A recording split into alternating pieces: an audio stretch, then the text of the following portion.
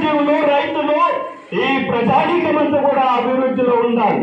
ఈ ప్రజానీకాన్ని మొత్తం కూడా నాశనం చేసి అభివృద్ధిని ఫార్మా కంపెనీ కార్పొరేట్లకు బడా కాంట్రాక్టర్లకు మేలు చేస్తామంటే చూస్తూ ఊకునే ముచ్చటలేదు. ఒక న్యాయసమ్మతమైనటువంటి పరిష్కారం జరగాలి. న్యాయసమ్మతమైనటువంటి పరిష్కారం జరగాలి. ఏంటి ఆ న్యాయం అని అంటే రైతాంగాన్ని కూర్చోబెట్టు, వాళ్ళను ఒప్పించు, వాళ్ళకి సరైనటువంటి పరిహారం ఇవ్వు. ఏ ప్రాజెక్టు వస్తుందో చెప్పు. మేమంటున్నాం కోడంగల్ నారాయణపేట ప్రాజెక్టు మంచిది, దాన్ని సాగు తీసుకున్నాం. ఖచ్చితంగా భూములు వదులుకోవాల్సి వస్తే సరైనటువంటి పరిష్కారంతో వదులుకుంటాం తప్ప మాకు నష్టం జరిగేటటువంటి పద్ధతుల్లో వదులుకోమనేటటువంటి కూడా చెప్తున్నాం. మరి నీ ఫార్మా ఏంటో నువ్వు చెప్పాలి కదా. కరెక్ట్గా 4 నెలల ముందు నీ ఫార్మా రాదని చెప్పినావు కదా.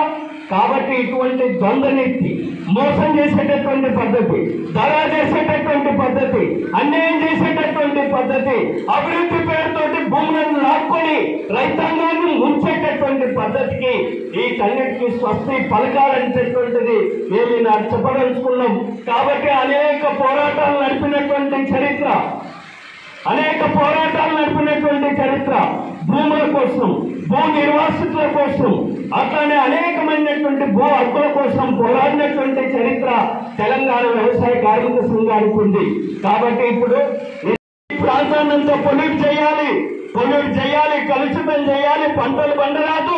ఏ ఫార్మా వస్తుందో నువ్వు ధైర్యంగా ముందు ప్రజలకు చెప్పు. ఎలాంటి ఫార్మా వస్తున్నావు చెప్పు. అభివృద్ధి పేరుతోటి అర్థమైనటువంటి ఫార్మా కంపెనీలు భూమిని కలుషితం చేస్తామంటే, రైతాంగాన్ని ఇబ్బంది పెడతామంటే, పశు సంపదని దెబ్బతీస్తామంటే చూస్తూ ఊరుకునేటటువంటి ముచ్చటే లేదు.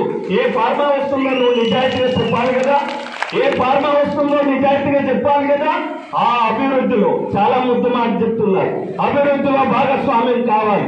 భూములకు అడ్డం వచ్చేటటువంటి వాళ్ళని అడ్డంగా నరికేయాలి తప్ప కానీ మన భూములను ఇస్తే ముచ్చటే లేదనేటటువంటిది చెప్పాలి.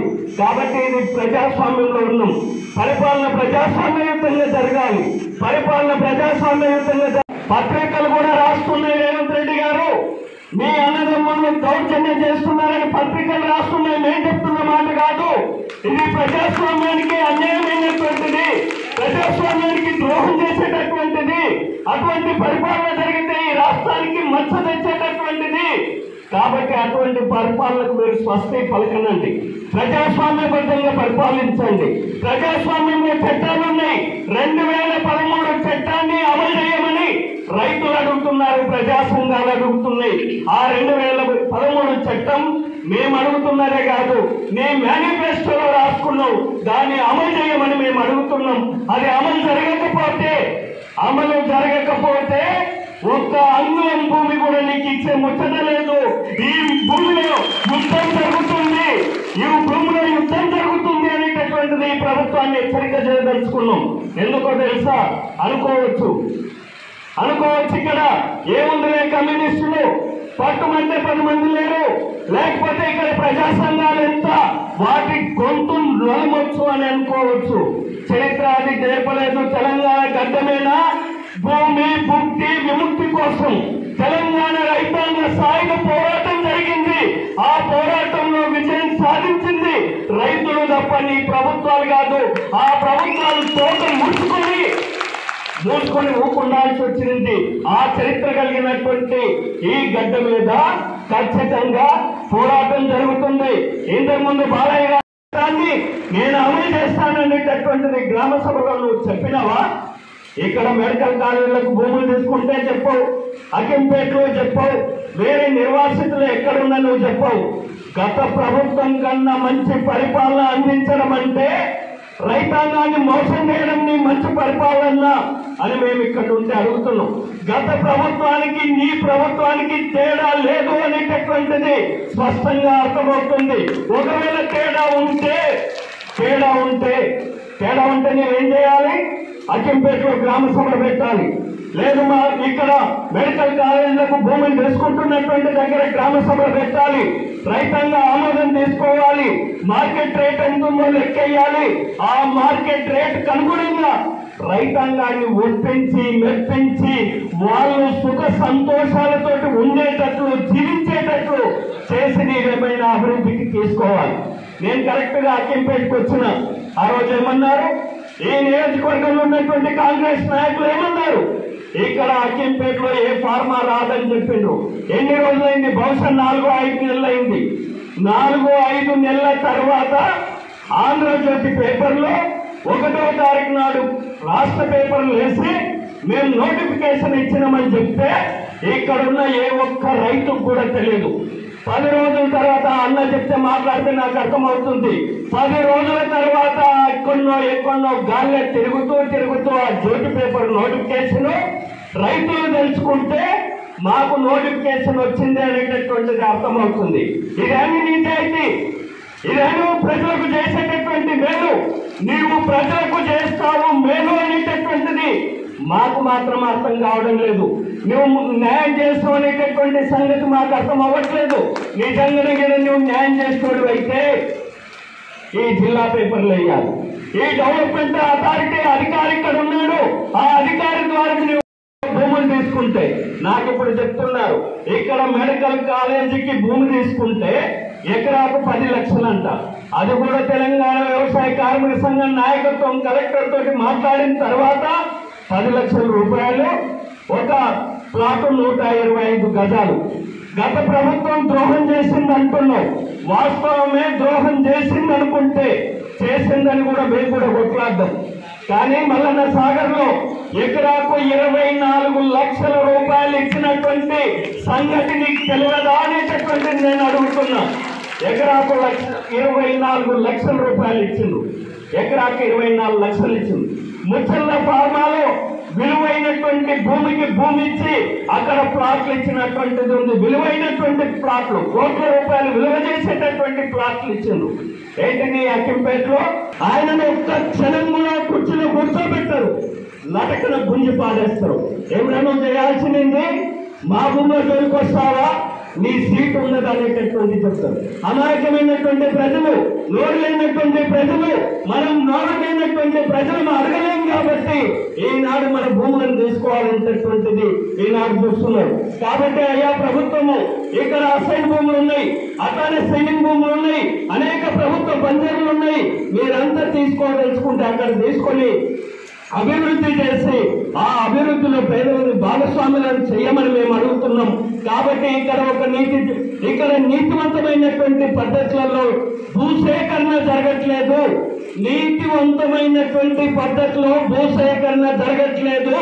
కాబట్టి ఈరోజు ఇంతమంది ప్రజలు ఇక్కడ కూర్చొని, ఇంతమంది ప్రజానాయకులు కూర్చొని మాట్లాడుకొని ప్రజలందరికీ మద్దతు ఉండాలి, అండ ఉండాలి, అనేక కార్యక్రమాలు నడపాలి రానున్న కాలంలో అని ఇక్కడ కూర్చొని నిర్ణయం తీసుకోవడం జరిగింది.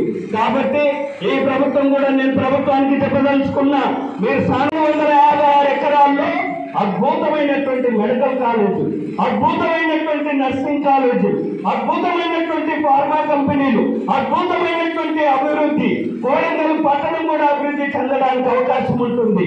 ఎందుకు మీరు ఆ భూములు తీసుకోరు? ఎందుకు ఆ భూములు తీసుకోరు? ఆ పక్కన ఉండేటటువంటి తండ్రివాసుల గిరిజన భూములు ఎందుకు తీసుకుంటున్నారు? ఈ భూములు ఎందుకు తీసుకోవట్లేదు? కాబట్టి ఇక్కడనే ఉంది మోసం. ధనవంతుల భూములు, భూస్వాముల భూములు, వాళ్ళ భూముల జోలికి వాళ్ళు పోరు. అసైన్ భూముల దగ్గర వస్తారు, పేదల భూముల దగ్గర వస్తారు, గిరిజనుల భూముల దగ్గర వస్తారు, దళితులు బలైన వర్గాలు పేదల భూముల దగ్గర వస్తారు. వీళ్ళ భూములు తీసుకొని అభివృద్ధి చేస్తారంట. ఎవరి కోసం నువ్వు అభివృద్ధి చేస్తున్నావు? ధనవంతుల కోసం నువ్వు అభివృద్ధి చేస్తున్నావు, పేదవాడి కోసం అభివృద్ధి కాదు ఇది. నిజాయితీ ఉంటే ధనవంతుల భూములు తీసుకొని నీవు అభివృద్ధి చేసి కష్టజీవులు, రైతులు, ఈ ప్రజానీకమంతా కూడా అభివృద్ధిలో ఉండాలి. ఈ ప్రజానీకాన్ని మొత్తం కూడా నాశనం చేసి అభివృద్ధిని ఫార్మా కంపెనీ కార్పొరేట్లకు, బడా కాంట్రాక్టర్లకు మేలు చేస్తామంటే చూస్తూ ఊకునే ముచ్చట లేదు. ఒక న్యాయసమ్మతమైనటువంటి పరిష్కారం జరగాలి, న్యాయసమ్మతమైనటువంటి పరిష్కారం జరగాలి. ఏంటి ఆ న్యాయం అని అంటే, రైతాంగాన్ని కూర్చోబెట్టు, వాళ్ళను ఒప్పించు, వాళ్ళకి సరైనటువంటి పరిహారం ఇవ్వు. ఏ ప్రాజెక్ట్ వస్తుందో చెప్పు. మేమంటున్నాం కోడంగల్ నారాయణపేట ప్రాజెక్టు మంచిది, దాన్ని సాగు తీసుకున్నాం. ఖచ్చితంగా భూములు వదులుకోవాల్సి వస్తే సరైనటువంటి పరిష్కారంతో వదులుకుంటాం తప్ప మాకు నష్టం జరిగేటటువంటి పద్ధతుల్లో వదులుకోమనేటటువంటి కూడా చెప్తున్నాం. మరి నీ ఫార్మా ఏంటో నువ్వు చెప్పాలి కదా. కరెక్ట్గా 4 నెలల ముందు నీ ఫార్మా రాదని చెప్పినావు కదా. కాబట్టి ఇటువంటి ద్వంద్వనీతి, మోసం చేసేటటువంటి పద్ధతి, దగా చేసేటటువంటి పద్ధతి, అన్యాయం చేసేటటువంటి పద్ధతి, అభివృద్ధి పేరుతోటి భూములను లాక్కొని రైతాంగాన్ని ముంచేటటువంటి పద్ధతికి వీటన్నిటికీ స్వస్తి పలకాలనేటటువంటిది మేము చెప్పదలుచుకున్నాం. కాబట్టి అనేక పోరాటాలు నడిపినటువంటి చరిత్ర, భూముల కోసం, భూ నిర్వాసితుల కోసం, అట్లానే అనేకమైనటువంటి భూ హక్కుల కోసం పోరాడినటువంటి చరిత్ర తెలంగాణ వ్యవసాయ కార్మిక సంఘానికి ఉంది. పరిస్థితి ఉంది. కాబట్టి మన కోడగల్ ప్రాంతంలో ఉన్నటువంటి వాళ్ళు, విగ్రహ ప్రాంతంలో ఉన్నటువంటి వాళ్ళు, ఈ తాండూరు మొత్తం కాన్సెప్ట్ ఉన్నటువంటి అందరూ కూడా పరిగి తాండూరు విగ్రహం పొరడు మిశ్రమ భూమి వస్తుంది. ఎందుకంటే ఇలా ఏం చెప్తున్నామంటే ఇప్పుడు పారిశుద్ధ్యంలో గతంలో ఉంటున్నాము. వాడు ఎవరు వస్తాయంటే మన ధైర్యంతోనే, ఈరోజు ఎర్రజన ధైర్యంతోనే, మన పోరాటంతోనే ఈరోజు అక్కడ వాళ్ళు భయపడుతున్నారు, లేకపోతే ఎవరు భయపడారు. ఇక్కడ కోడగల్ ప్రాంతంలో మన పేద ముందు తీసుకుంటున్నారు. పక్కన ఎలచల్ అయినా, పక్కన అగ్గిపేట అయినా, ఈ పక్కన మన గ్రామంలో ఎందుకు భూమి తీసుకుంటున్నారు? మనం ధైర్యంగా ఉండలేము కాబట్టి, కొంతమంది మన లోపల లొంగిపోతారు కాబట్టి వాళ్ళు భూమి తీసుకుంటారు. పక్కన మన గుర్రెత్తుడు ఇండియా నాయకులు ఈ కోడగల్లో ఉండడం దొరకలే కదా. 1950 ఎకరాల భూమి ఇప్పటికీ ఆ తీసుకుని దమ్ము అడుగుతా ఉన్నాం. దమ్ము జగన్ నిబంధనకి లేదు. ఇందాక మన ఎగరగా చెప్పారు, ఆయన కోడగల్లో మూలవర్తమైన అన్నలో ఈరోజు వేస కిందికి ఇచ్చి చెప్పు చేత పడుతున్న కోడగల్లో ఈ మూతి జరిగిన పరిస్థితి ఉంది. కాబట్టి మనం అడుగుతా ఉన్నాం. మొన్న జరిగిన అసెంబ్లీలో మన బొమ్మ గురించి మాట్లాడా సీతా చెప్తూ చాలా చెప్తుంది. మొన్న గిరిజన ఎవరు జాగ్రత్త ఉంటే ఎవరు కూర్చొని ఉంటారో వాళ్ళ కాలభక్తులు ఎవరైనా కాలస్వామి కాలభక్తి మన పార్టీ ఆడుకుంటారు, మన భూములను కాపాడుకుంటారు. పేద భూములు ఈరోజు అభివృద్ధి పెరుగుతుంది, ఫార్మర్స్ పెరగని మన భూములు గుంజుకుంటారని సరైన హెచ్చరిస్తా ఉన్నాం. అందుకని మన పార్టీకి రావాలన్నా, ఈరోజు మన ధర సమస్య పరిష్కారం కావాలన్నా, పివడి పరిష్కారం కావాలన్నా, మన జేసీ సమస్య పరిష్కారం కావాలన్నా, మన భూమి రావాలన్నా 7 వందల పుట్టాల భూమి వదిలిన పరిస్థితి ఉంది. కాబట్టి మన కోడగల్ ప్రాంతంలో ఉన్నటువంటి వాళ్ళు, విగ్రహ ప్రాంతంలో ఉన్నటువంటి వాళ్ళు, ఈ తాండూరు మొత్తం కాన్సెప్ట్ ఉన్నటువంటి అందరూ కూడా పరిగి తాండూరు విగ్రహం పొరడు మిశ్రమ భూమి వస్తుంది. ఎందుకంటే ఇలా ఏం చెప్తున్నామంటే ఇప్పుడు పారిశుద్ధ్యంలో గతంలో ఉంటున్నాము. వాడు ఎవరు వస్తాయంటే మన ధైర్యంతోనే, ఈరోజు ఎర్రజన ధైర్యంతోనే, మన పోరాటంతోనే ఈరోజు అక్కడ వాళ్ళు భయపడుతున్నారు, లేకపోతే ఎవరు భయపడారు. ఇక్కడ కోడగల్ ప్రాంతంలో మన పేద ముందు తీసుకుంటున్నారు. పక్కన ఎలచల్ అయినా, పక్కన అగ్గిపేట అయినా, ఈ పక్కన మన గ్రామంలో ఎందుకు భూమి తీసుకుంటున్నారు? మనం ధైర్యంగా ఉండలేము కాబట్టి, కొంతమంది మన లోపల లొంగిపోతారు కాబట్టి వాళ్ళు భూమి తీసుకుంటారు. పక్కన మన గుర్రెత్తుడు ఇండియా నాయకులు ఈ కోడగల్లో ఉండడం దొరకలే కదా. 1950 ఎకరాల భూమి ఇప్పటికీ ఆ తీసుకుని దమ్ము అడుగుతా ఉన్నాం. దమ్ము జగన్ నిబంధనకి లేదు. ఇందాక మన ఎగరగా చెప్పారు, ఆయన కోడగల్లో మూలవర్తమైన అన్నలో ఈరోజు వేస కిందికి ఇచ్చి చెప్పు చేత పడుతున్న కోడగల్లో ఈ మూతి జరిగిన పరిస్థితి ఉంది. కాబట్టి మనం అడుగుతా ఉన్నాం. మొన్న జరిగిన అసెంబ్లీలో మన బొమ్మ గురించి మాట్లాడా సీతా చాలా చెప్తుంది. చెప్పింది, తెలంగాణ చెప్పింది, ఈ వీళ్ళు కూడా చెప్తా ఉన్నారు. కానీ ఇప్పుడు రాజాల్లో ఇంకా మనం కొట్లాడుతూ ఉన్నాం. పక్కన పులిమతి ఉంది, వికారం మండలంలో పులిమతి ఉంది. పులిమతి గ్రామంలో కూడా అక్కడ 4 సర్వే నెంబర్లు ఉన్నాయి. అక్కడ 300 ఎకరాల భూమి ఉంది. 200 మంది ఎస్సీ, ఎస్టీ, బీసీ, మైనారిటీలు రెడ్డి కూడా కబ్జాలు ఉన్నారు. కానీ ఇప్పటికీ కూడా షెడ్ భూమి కూడా పాల్గొకి వెళ్ళారు. కానీ అయినా సరే వాళ్ళు చెప్పని చెల్లిపోయి లాక్స్ చేయడం పర్వాలని చెప్పి వాళ్ళు గట్టి నిలబడి ఈరోజు అక్కడ పంట వేసుకునే పరిస్థితి ఉంది. పక్కన గుడిపల్లి ఉంది మండలంలో ఈరోజు మున్సిపల్ కలిపారు. అక్కడ కూడా 60 ఎకరాల భూమి ఉంది. భూములను గుంజుకోవాలని, ముందుకుంటే భూమికి భూమి ఇవ్వాలని చెప్పి దానికి నష్టపరిహారం అని చెప్పింది. కానీ ఏం చేసింది? మళ్ళీ ఇప్పుడు వచ్చినటువంటి ఇచ్చింది ఇందిరాగాంధీ, మళ్ళీ 2013 పూర్తిగా చట్టం తెచ్చింది కూడా ఈ కాంగ్రెస్ గవర్నమెంట్. అప్పటి కాంగ్రెస్ గవర్నమెంట్. కానీ ఇప్పుడు గుంజుకున్నది కూడా ఎవరు? మళ్ళీ కాంగ్రెస్ గవర్నమెంట్ అని చెప్పి సందర్భంగా గుర్తు చేస్తున్నారు. ఈ కాంగ్రెస్ ఎవరైతే మనల్ని మోసం చేయడానికి ప్రయత్నం చేస్తారో అటువంటి ప్రభుత్వాలను బోధపెట్టవలసిన అవసరం ఉన్నది. గత ప్రభుత్వం ఏదైతే భూములను గుంజుకునేటటువంటి కార్యక్రమం చేసింది కాబట్టి వాళ్ళను ఇంటికి పంపించాము. మళ్ళీ ఈ ప్రభుత్వాన్ని కూడా ఇంటికి పంపించేటటువంటి సమయం ఆసనమవుతున్నది. కాబట్టి రైతులందరూ ఒకటే ఆలోచన చేయాలి మిత్రులారా. కాదు, మేము వెన్నంటి ఉంటాం ప్రతి విషయంలో. కానీ మన అగ్గిపేటకు వచ్చి 3 సార్లు మన దగ్గర సమావేశాలు ఏర్పాటు చేసి ఎవరు నష్టపోకుండా మీరు మీ చెయ్యి కన్ను మనదే, వేలు మనదే, ఆ కన్నుతో ఆ ఏలుతో ఆ కన్ను పట్టుకుంటేనే పోతుంది అన్నటువంటి ఒక చిన్న సూక్ష్మమైనటువంటి ఉదాహరణ ఇచ్చిండ్రు వాళ్ళు. నీవు సంతకం పెట్టినాడే నీ భూమి పోతుంది, లేకపోతే పోదు. అంటే ఆ ఆయుధం మన చేతుల లోపల ఉంది.